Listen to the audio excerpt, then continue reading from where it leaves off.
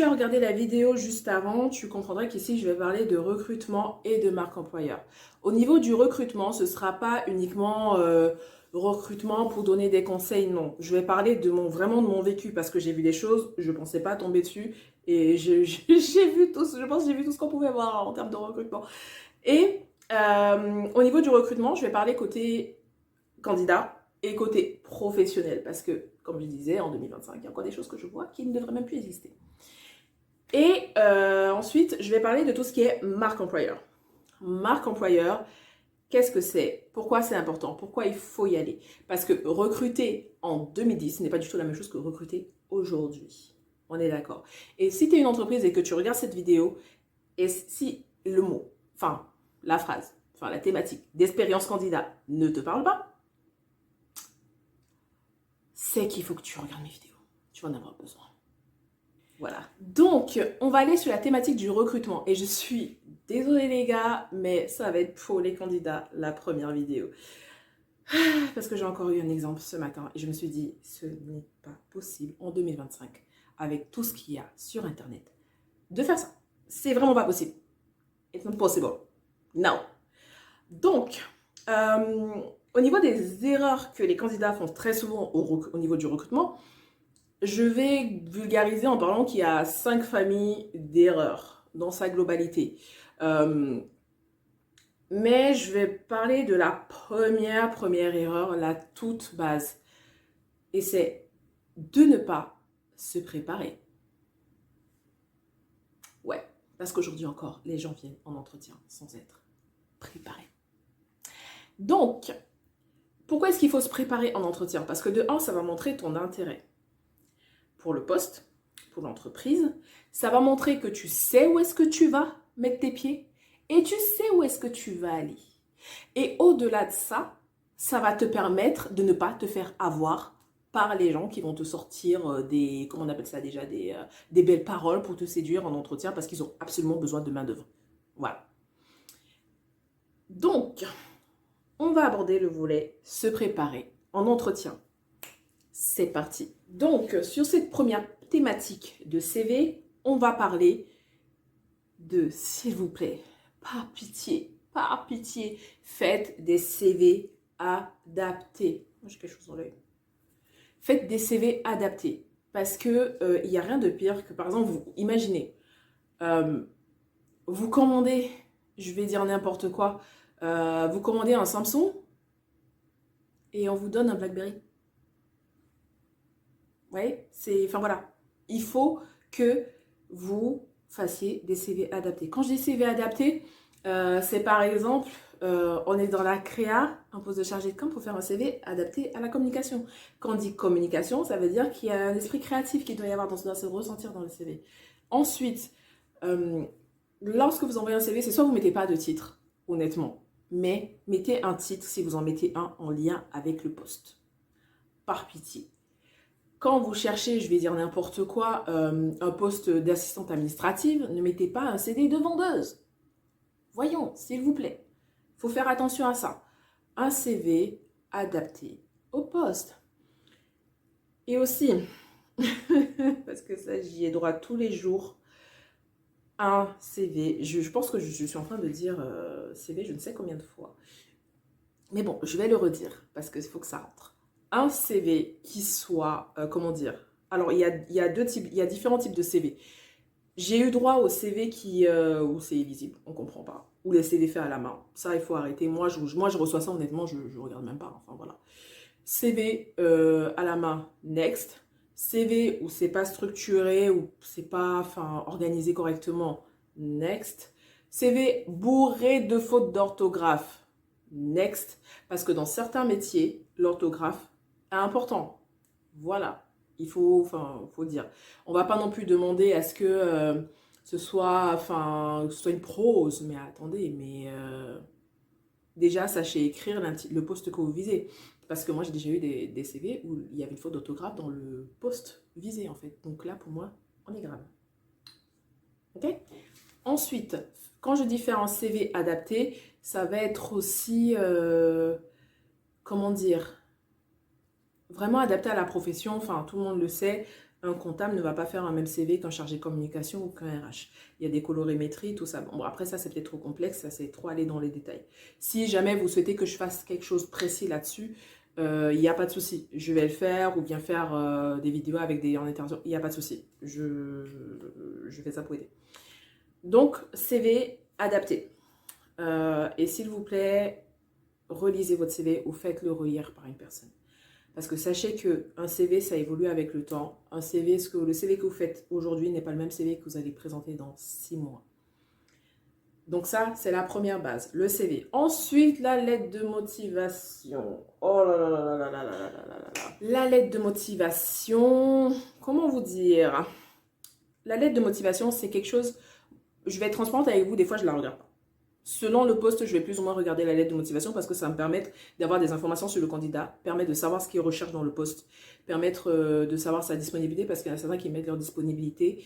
Et typiquement, quand quelqu'un a une adresse, parce qu'il y en a qui mettent encore l'adresse en 2025, quand quelqu'un a une adresse qui par exemple n'est pas dans la région du poste pour lequel je recherche, bah, je vais regarder la lettre de motivation parce que des fois, il y a... les candidats expliquent en fait qu'il y a un projet de déménagement, qu'ils arrivent à telle période dans la région. Donc là, ça prend du sens. Je regarde les lettres de motivation. Quand il y en a, en tout cas, je regarde. Mais après, pour certains postes, je vais surtout me contenter du CV, pour être honnête. Par contre, si je me permets de dire ça, c'est parce que j'ai eu ça aujourd'hui. Voilà. Par contre, quand dans une offre d'emploi, dans les compétences, il y a marqué compétences rédactionnelles, je regarde les lettres de motivation. C'est-à-dire, je regarde, je lis, En fait, il y a différents niveaux de lecture de la lettre de motivation. Déjà, je regarde globalement comment elle est structurée. C'est tout bête, hein. Mais si le texte n'est pas justifié, s'il y a différents caractères, voilà, je regarde déjà tout ça. Ensuite, je vais regarder les phrases, les fautes, tout ça. Après, je ne suis pas non plus une lumière en orthographe, mais je me relis et je fais en sorte d'éviter qu'il y ait des cookies quand j'envoie des mails. Et c'est pareil pour les lettres de motivation, relisez-vous. Faites attention.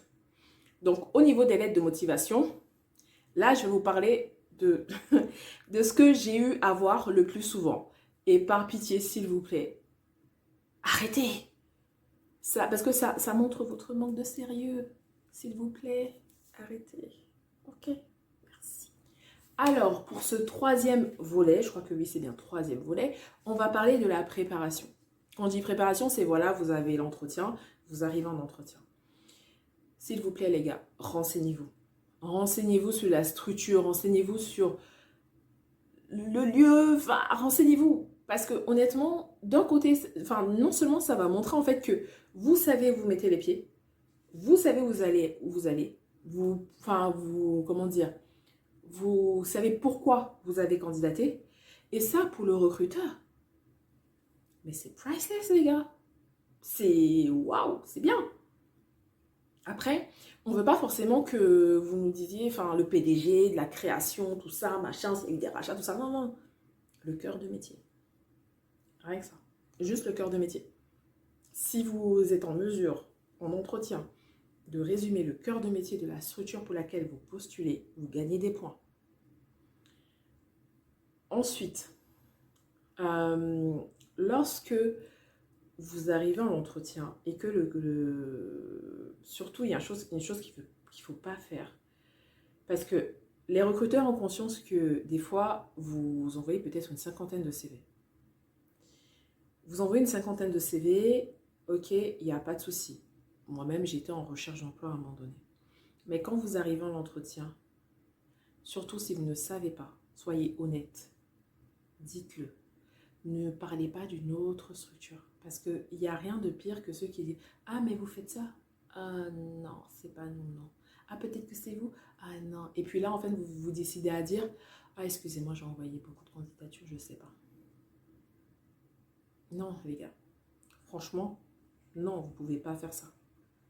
Donc, quand vous arrivez, soit vous êtes honnête et quand on vous pose la question « Que savez-vous de nous ?»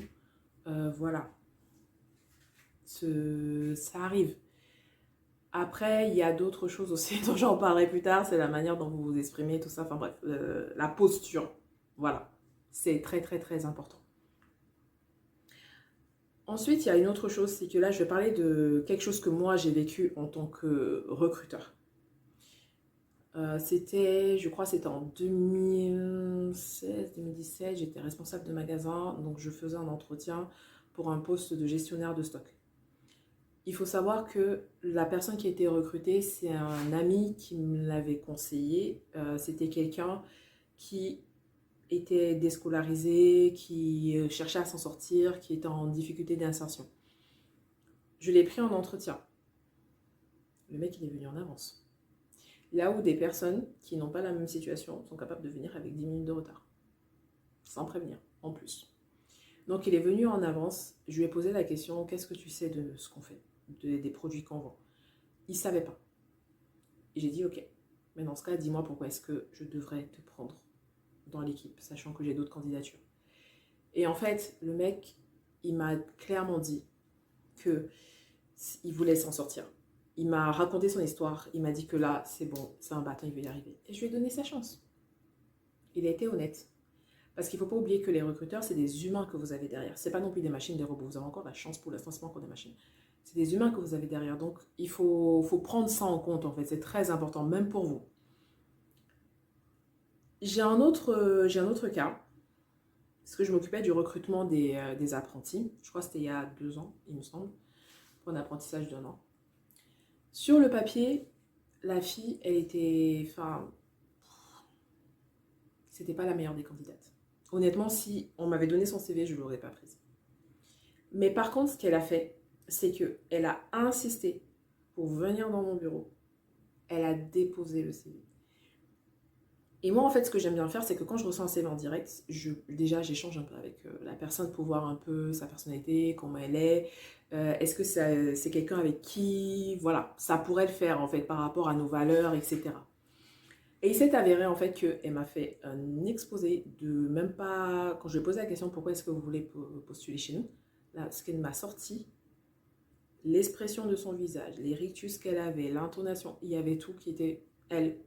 Voilà, je vais lui laisser sa chance, je vais la recevoir en entretien. Et là, l'entretien arrive. Et sans vous mentir, franchement, je suis partie voir des collègues et tout, tellement j'étais choquée. La fille, elle m'a appris des choses que je ne savais pas. Ça faisait 4 ans que je suis sur le poste. Je ne savais pas. J'ai découvert des choses, en fait. J'étais là, mais... Wow! Really?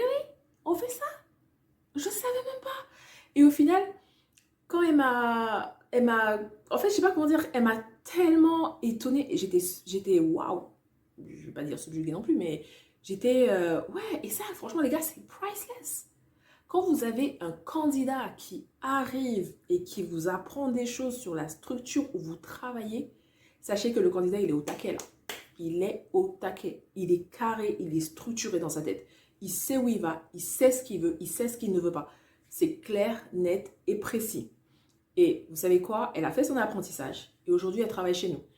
Et à plusieurs reprises, je la croise et je lui dis « Ouais, salut, ça va? Comment tu vas? » et tout.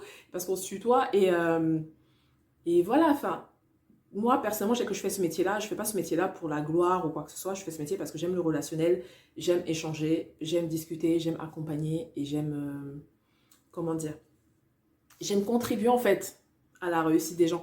Et moi, ma plus grande fierté, ma plus grande satisfaction, c'est quand en fait je croise quelqu'un que j'ai recruté et cette personne me dit « Ah ben merci beaucoup de m'avoir laissé ma chance » et ça c'est tellement gratifiant plus qu'un gros salaire, même si on dit pas non gros salaire. Bon, ça y est, c'est la fin de ma première vidéo. J'espère que tu t'es pas ennuyé. En tout cas, moi je me suis éclatée à la faire. J'espère que j'ai répondu à un maximum des... Enfin, j'espère que je t'ai apporté des éclaircissements. Et si jamais tu as besoin de plus d'informations, enfin surtout n'hésite pas, faut pas hésiter à laisser un commentaire. C'est vraiment dans l'échange ou peut-être si tu as des petites expériences à partager. Il n'y a vraiment pas de souci, on est là pour partager. Donc tu peux laisser un commentaire si tu veux ou bien sinon tu peux me contacter sur Instagram. Voilà, allez,